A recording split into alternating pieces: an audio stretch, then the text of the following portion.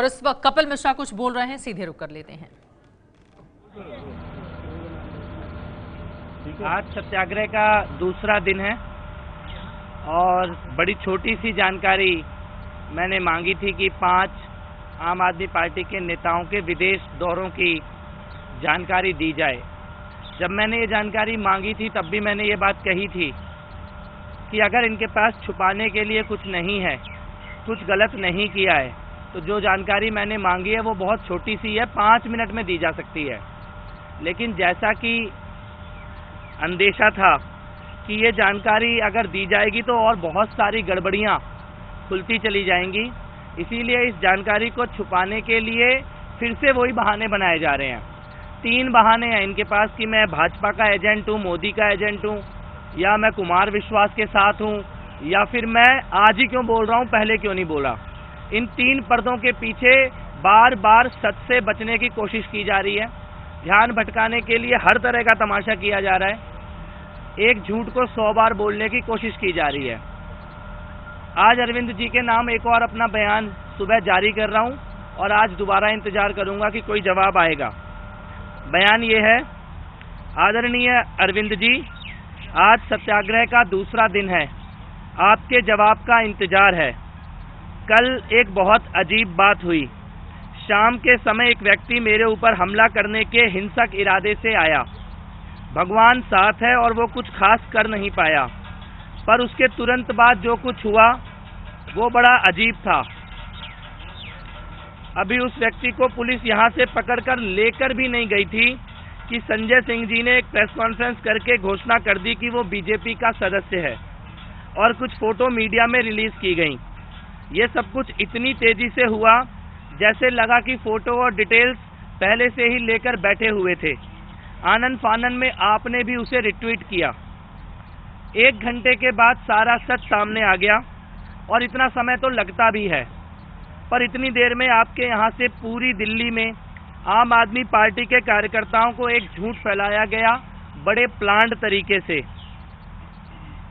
Sir, वो व्यक्ति सत्येंद्र जैन जी के साथ मोहल्ला क्लिनिक प्रोजेक्ट में है, पार्टी का कार्यकर्ता है और मुंडका में लाकड़ा जी का प्रचार किया। ये डिटेल सबके पास आ गए, लेकिन मैं केवल ये पूछना चाहता हूं कि आपने इतनी जल्दबाजी में झूठ क्यों बोला, खुद उस झूठ को फैलाने की कोशिश क्यों की?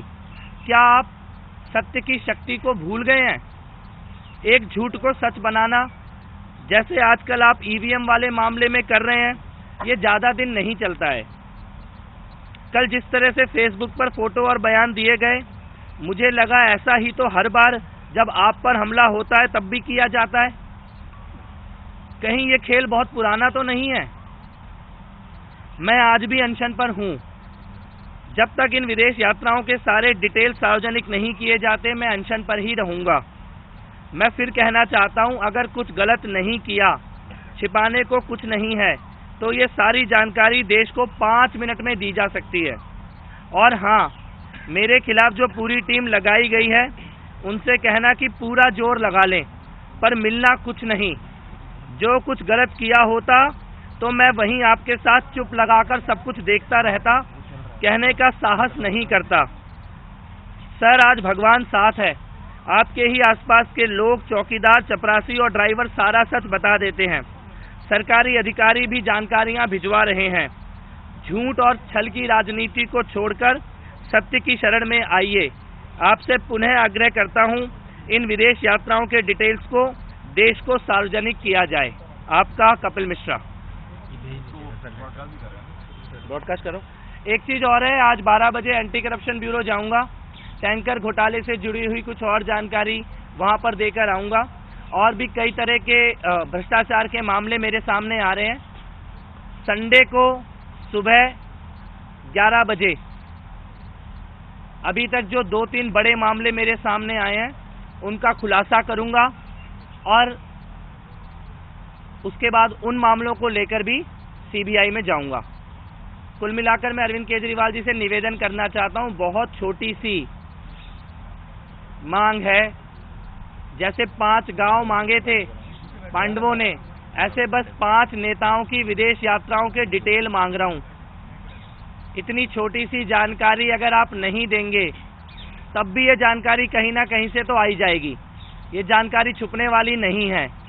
आप फैसला ले लीजिए, आप अपने आप देश को इन यात्राओं के डिटेल देंगे या कुछ दिनों में जब देश को इन यात्राओं के डिटेल मिल जाएंगे तब शर्मिंदा होंगे। बस इतना ही कहना चाहता हूँ। ये आप कह रहे संडे को आप जाएंगे 11 बजे, क्या संडे को 11 बजे खुला, और जो मामले आए हैं पिछले इतने सारे दिनों में, उनमें से 2-3 बड़े मामले हैं, उनका खुलासा करूंगा। तो ये वही मामले जो आपने जो ईमेल जनरेट की थी उसी पर आए, उसमें जो आ रहे हैं जी। एसीबी में जाके डिटेल दूंगा टैंकर स्कैम के। क्या बयान भी कुछ जारी होगा और एसीबी चीफ से भी मुलाकात होने का मेरे को तो है कि शायद होगी।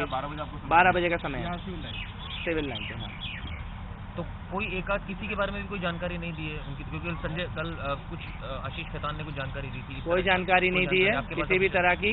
संजय सिंह जी ने जरूर कल एक बयान जारी किया, उसमें कुछ विदेशी दौरों की बात की, लेकिन डिटेल उसमें भी नहीं दिए। उसमें उन्होंने बोला कि रशिया में गया था कोई शादी अटेंड करने और मेरे साथ आशुतोष भी गए थे और मैं किराए के घर पे रहता हूँ। तो किराए के घर में कितने रहने वाले लोग रशिया जाते हैं शादी अटेंड करने, और दोस्त भी जाता है। पैसे का सोर्स आज भी नहीं बताया गया है और बाकी नेताओं के छुपाए जा रहे हैं। इनमें से कुछ लोग तो सरकारी पैसे से भी गए हैं। आपको डिटेल देने पड़ेंगे, क्यों गए, कहाँ गए, कितने दिन के लिए गए और किसके पैसों से गए। उन्होंने ये बताया कि वो नेपाल गए थे, वहाँ जब क्राइसिस हुआ था, रशिया गए थे किसी रिश्तेदार के यहाँ, और अमेरिका और कनाडा शायद बताया। पैसे की जानकारी नहीं दी है अभी भी मेरे को। बोला, हाँ, रशिया बोला कि किसी रिश्तेदार ने उनका टिकट कराया। अब तो फिर सभी के टिकट दिल्ली के पूर्व जल मंत्री कपिल मिश्रा को आप सुन रहे थे। आर पार की लड़ाई लड़ रहे हैं अरविंद केजरीवाल के खिलाफ। एक बार फिर से मीडिया से मुखातिब होते हुए उन्होंने कहा है कि आप नेताओं ने नहीं दी है विदेशी दौरों की जानकारी। मुझ पर हमला करने वाला आपका कार्यकर्ता है, ये भी कहा कपिल मिश्रा ने। हमलावर सत्येंद्र जैन का समर्थक है। ये है एबीपी न्यूज, आपको रखे आगे।